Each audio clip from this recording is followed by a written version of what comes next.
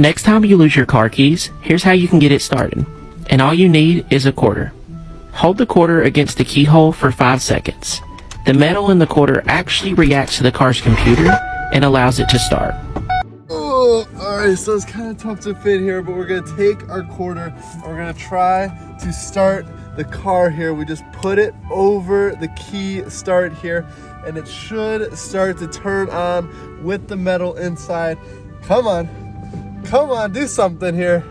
Come on, no, go, turn on, do something, no. This is stupid. You could steal a lot of cars with just a quarter if this actually worked, but thank goodness it's fake.